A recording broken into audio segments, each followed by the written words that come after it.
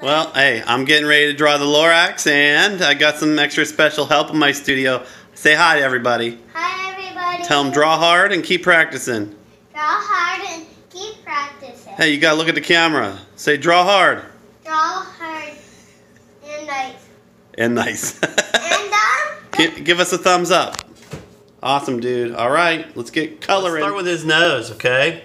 So the nose, a little up above halfway in the middle of the paper. I have my paper turned vertically. Hopefully you're keeping an eye on that. All right, here's the little nose. Inside his little nose, he's got a little nostril, boonk, right there. It's kind of turned sideways. And his eyes, all right? You got the whole eyes. The eyes can start down here, and then we're gonna work them up, and they're kind of tipped apart a little bit. So they're just ovals, the letter O. One going this way, and then one kind of going this way. And I'm not gonna connect that one because it's kind of hidden by his mustache. All right, and the way he draws his eyes is got his eyelids kind of overlap a little bit. Sad little Lorax. So you got the eyelids showing, right? And then inside the eyes are actually like U shapes, and I'm gonna make them a little bit thick. This one here, and then this one here. Just U's. Got it? Now for the mustache, we're just gonna come out a little bit on each side. And we're gonna come way out here, all right? Nobody ever got upset because he had a big old mustache. So, in fact, that's probably the part that we love about him the most, is his mustache is so big. I'm gonna go out here on this way. The other side will go out here. And it doesn't have to be perfect, all right? I love that about it. So, let's just continue with the top of his head real quick. And the top of the head is not really big, all right? It's kind of close to the eyes. So, it's going to come up above, kind of like a rainbow, working backwards and back down. And he's got little whiskers, little hairs on top of his head. That one's curly. And they get bigger as they go up his head. This one goes this way. 2, 3, 4. Short. And that's it. Okay, let's work on that mustache. So now we got the mustache, we bring this line in, and we just start making a jagged pattern where it's got points on the end, kind of comes in, and back out. V shapes, all right, they're kind of overlapping each other.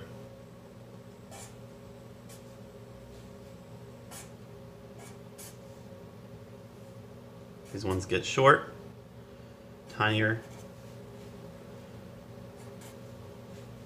and then it comes way up to where it goes for his mouth, and then the other side comes down.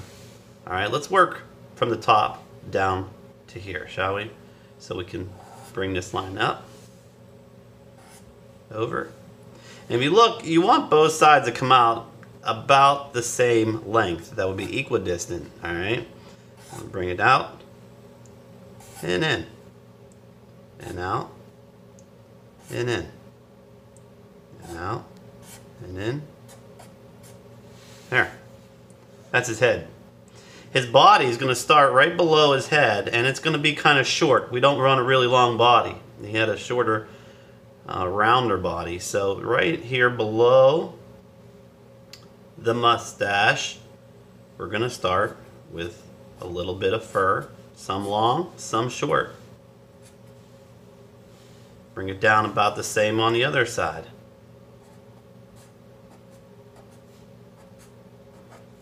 Notice how it's kind of rounding like a U at the bottom. We're not going to connect these two together, and we're not going to connect the top to the mustache. That way his arms and legs can be connected.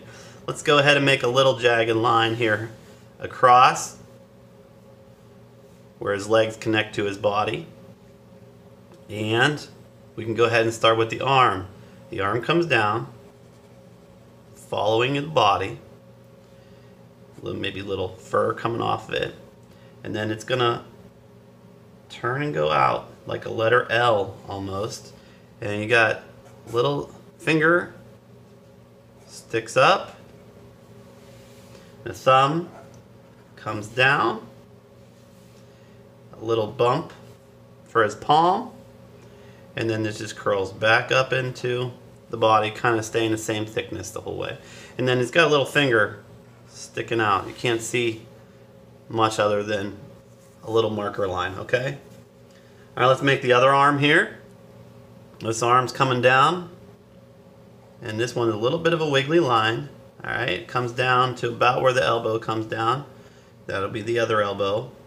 And it just comes down a little bit. Real ugly, wiggly line. As long as you keep it so it's thin, it'll look right. And you got a thumb. Look at how this line starts right there on the side of the thumb. And it comes up like a V. This one curls out and up and back in. And he's got another little finger over here, kind of like the other one. You can't see much other than a marker line. All right, let's do the legs. The legs are a little bit short, I'd say. So we're just gonna kind of draw a little line out, another little line out, and it's gonna bend for the knee.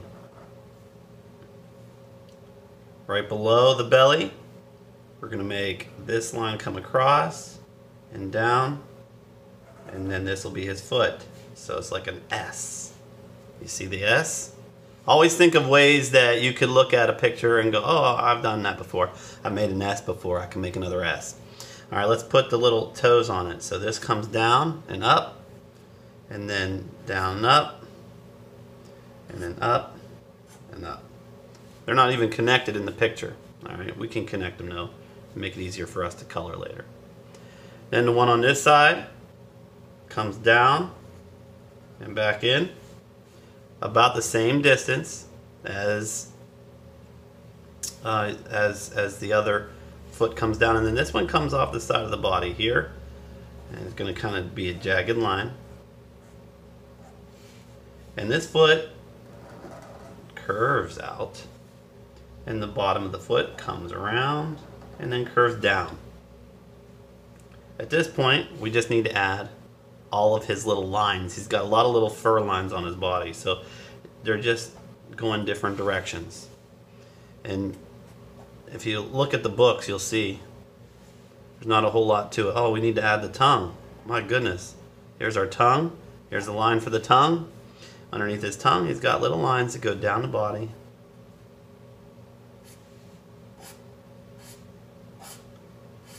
Back and forth. A couple little lines sticking out the side. These are just the details. He's got them on the legs. Just fur. Just fur everywhere. Alright. I like it. Let's make these a little bit longer here. Got some jagged lines sticking out in this foot. That's great. Alright, there's our Lorax. Okay, so just like every artist, I decided to make a couple different decisions. And this is one of those cases where after I drew the Lorax, I realized we gotta draw the tree, right? And it's very simple to do. So we'll put him in the background behind the Lorax, looking like this. The line goes up, starting about the knee height, behind the hand, curved behind the body, disappears behind the mustache, and up to the top of the hair. And we'll take another skinny line, follow it, all the way down to the bottom, where it can be covered up by a hill or grass. We don't have to be specific with that. And now the truffle trees just kind of go in a circle, but it's a fuzzy circle.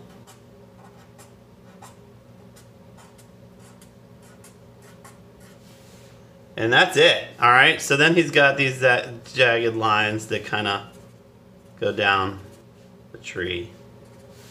Just like that. I got my three colors, his mustache, his body, and the top of the tree, and his tongue. I'll use the same color for his tongue. Alright, let's get coloring. And draw knife. And don't get the edge of the paper.